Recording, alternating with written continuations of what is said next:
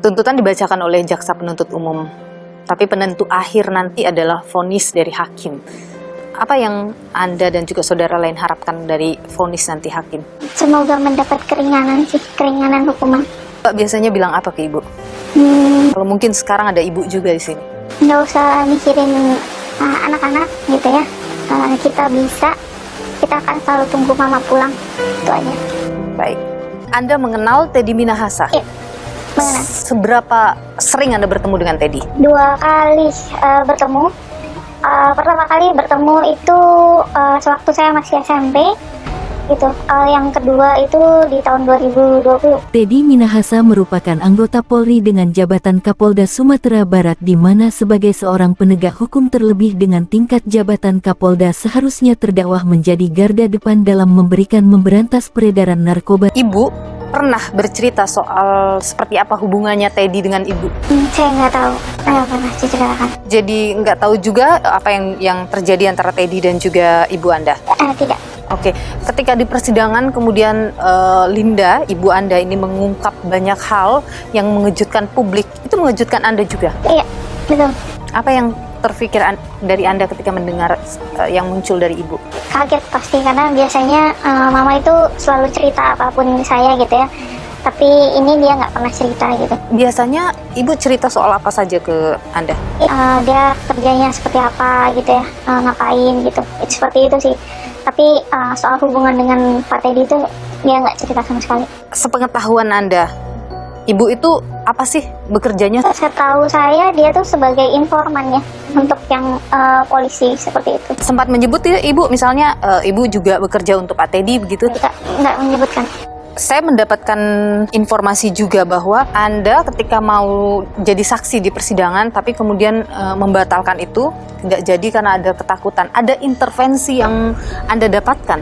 Nah, intervensi sebenarnya enggak, cuma saya masih ingat ya pressure yang saya terima pada saat saya pulang ke rumah itu, arogansinya beliau seperti apa, dan saya takut itu akan kena ke saya lagi atau ke keluarga saya yang lain gitu. Selain bertemu langsung seperti itu, pernah mungkin ia meluapkan kemarahan juga melalui pesan singkat dan sebagainya ke Anda?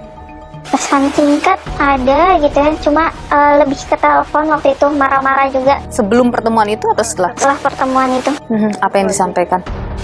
Cuma bilang saya sakit hati dengan orang tua kamu, seperti itu aja. Tidak ada lagi kata-kata lain yang disampaikan? Enggak. Setelah kasus tertangkapnya ini, pernah ditelepon oleh entah itu oleh orangnya Teddy atau Teddy-nya sendiri? Enggak. Tidak pernah ditelepon juga? Sebelum kasus ini, Ibu pernah cerita tentang sesuatu hal misalnya? Dia cerita soal penangkapan yang dia lakukan gitu ya. Karena kan dia pernah nggak pulang selama 1 bulan gitu ya.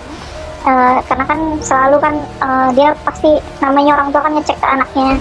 Itu pada saat telepon itu dia tanya kenapa belum pulang gitu. Dia bilang masih bantu lidik katanya gitu. Nah, itu yang selalu diceritakan sama mama saya. Sepengetahuan Anda, sejak kapan Ibu membantu polisi sebagai informan? Udah lama sih.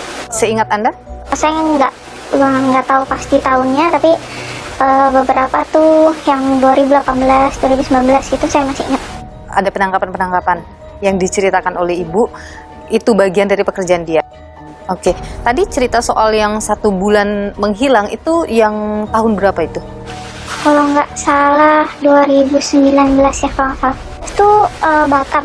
Kemudian yang sempat disebut oleh Ibu Anda juga di persidangan soal berada di laut selama 2 bulan ya kalau saya tidak salah, itu diceritakan ke Anda juga?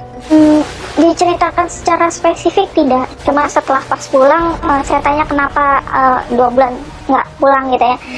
Dia bilang lagi ikut ke Laut Cina Selatan. Ibu Anda ke Taiwan misalnya, pernah diceritakan ke Anda? Iya. Apa yang disampaikan waktu itu? Terus saya tanya kemana, dia bilang ke Taiwan gitu. Terus saya tanya urusannya apa, waktu itu belum ngomong gitu. Terus tapi pas waktu di Taiwan itu mama telepon gitu untuk ini belum pulang gitu. Terus saya tanya ada urusan apa, katanya PM lagi negosiasi, bilangnya seperti itu. Yang disebutkan dalam persidangan itu ya, soal negosiasi ke pabrik sabu itu ya? Betul. Tapi Anda waktu itu tidak tahu? Tidak tahu.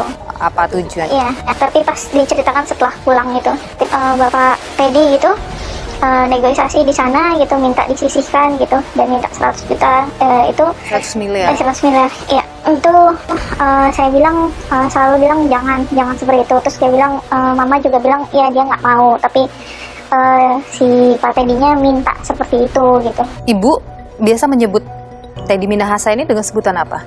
Kadang kalau sama saya kadang Bapak TM, kadang Bapak Jenderal gitu. Sepengetahuan Anda nih, Ibu mengenal petinggi-petinggi ini, kan banyak yang dikenal petinggi-petinggi kabarnya.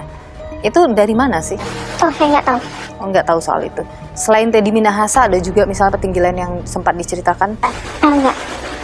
tentang hubungannya dengan Dodi misalnya, itu sempat disampaikan juga? Enggak juga Nggak pernah cerita. pernah cerita. Jadi satu-satunya yang Anda tahu adalah hubungan antara Teddy Minahasa dan Ibu ya, gitu ya. Di luar dari itu Anda nggak pernah dengar ceritanya. Nggak. Jadi kalau kita lihat kan dalam persidangan ini, Ibu Anda sangat disorot dengan melalui pernyataan-pernyataan yang keluar darinya, baik itu terkait dengan disebutkan soal pernikahannya. Anda mengetahui soal itu? Enggak tahu. Tidak tahu soal pernikahannya.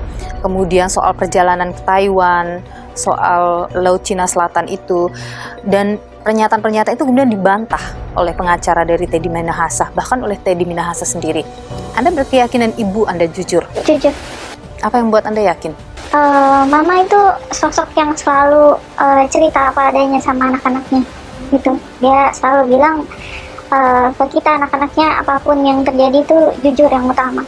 Teddy Minahasa kan sempat tadi Anda sebutkan ngomong bahwa dia kecewa dengan Ibu Anda. Artinya ada hal yang tidak cocok. Artinya dari dulu sering ada ketidakcocokan antara Teddy dengan Ibu.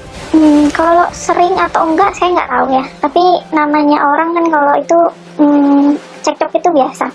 Kalau menurut saya gitu. Anda yakin bahwa Ibu banyak membantu Teddy? Iya. Dan kalau sekarang dikatakan bahwa Linda banyak berbohong, Kalau buat saya Mama adalah sosok yang jujur sih. sebelum ataupun setelah penangkapan kasus ini bergulir, sempat bertemu dengan Ibu. Iya. Apa yang disampaikan? Pasti Mama itu minta maaf sih. Kenapa bisa ada kejadian seperti ini gitu ya. Itu selalu minta maaf sih ke anak-anaknya gitu.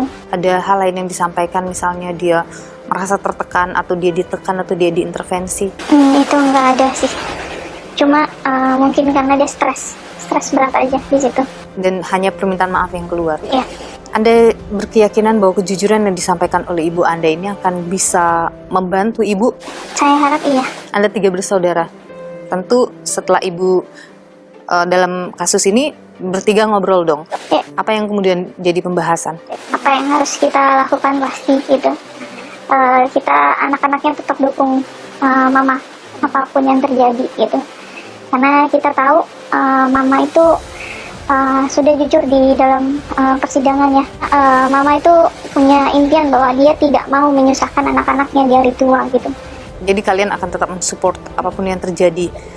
Tuntutan dibacakan oleh jaksa penuntut umum, tapi penentu akhir nanti adalah vonis dari hakim. Apa yang Anda dan juga saudara lain harapkan dari vonis nanti hakim? Semoga mendapat keringanan sih, keringanan hukuman. Bukan bebas. Kayaknya itu nggak mungkin, tapi ya seringan-ringannya. Jadi yang paling adil untuk Ibu adalah Mendapatkan keringanan. mendapatkan keringanan hukuman. Baik, kalau bertemu dengan Ibu, Mbak biasanya bilang apa ke Ibu? Kalau mungkin sekarang ada Ibu juga di sini. Nggak usah mikirin anak-anak gitu ya. Kita akan selalu tunggu Mama pulang. Itu aja. Baik, terima kasih banyak ya Mbak.